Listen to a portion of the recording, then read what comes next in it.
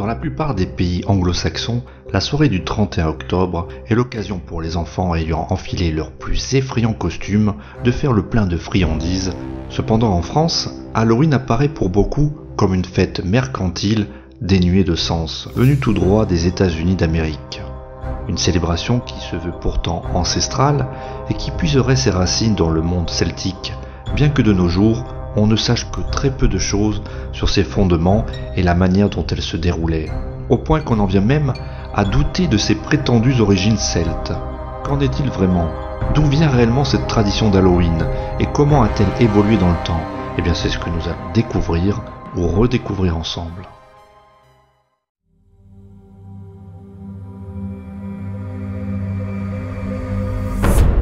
Halloween est généralement considéré comme une fête celtique, dont l'origine proviendrait essentiellement d'Irlande.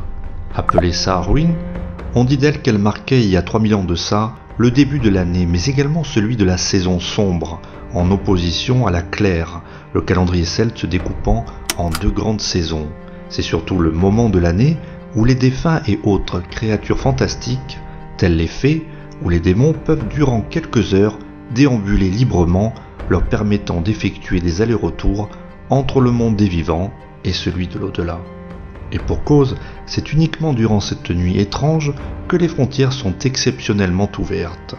Certains historiens n'ont pas hésité à considérer que Samhain désignait la principale fête des Celtes, se déroulant dans la nuit du 31 octobre au 1er novembre. D'autres évoquent également que les festivités duraient 7 jours en tout, le jour de Samhain, mais aussi 3 jours avant et 3 jours après, durant lesquels les festivités s'accompagnaient de banquets et d'offrandes aux dieux.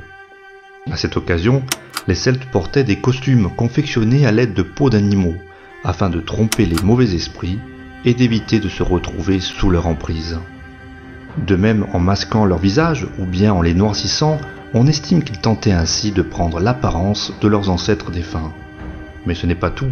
Par exemple, les jeunes hommes pouvaient également s'habiller en femmes, et vice-versa, marquant ainsi une rupture temporaire des divisions sociales d'alors. Prenant aussi l'apparence d'esprits malfaisants, ils allaient d'habitation en habitation se livrer à des actes stupides en échange de nourriture et de boissons.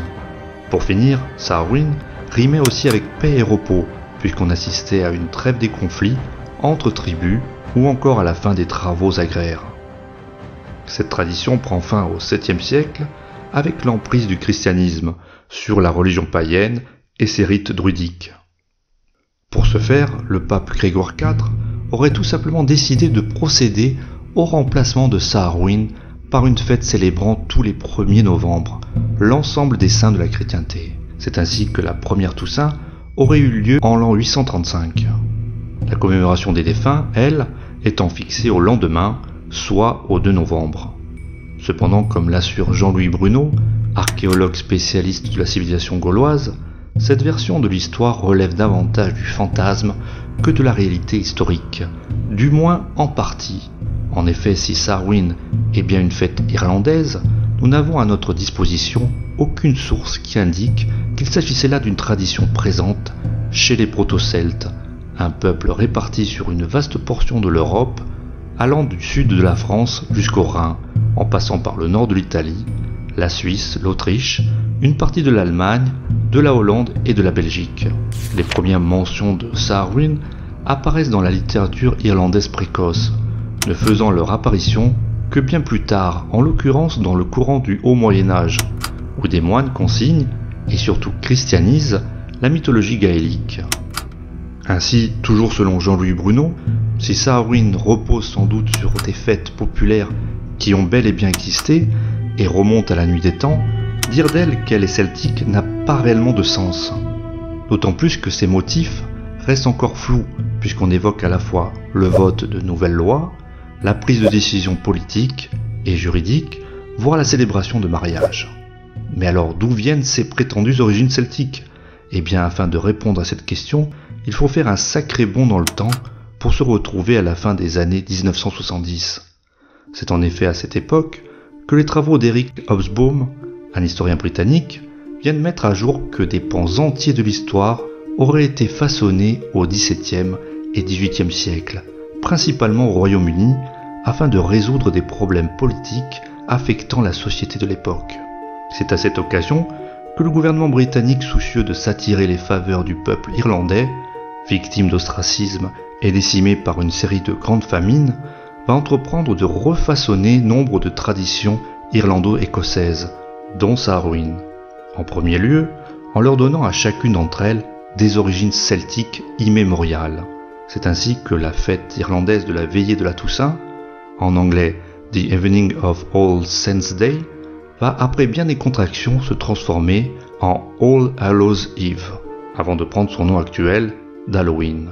Au XIXe siècle, des auteurs romantiques tels que Lady Jane Francesca Wilde, la propre mère d'Oscar Wilde, vont s'emparer du phénomène, achevant d'assimiler All Hallows Eve, l'irlandaise, à Samhain, la celte.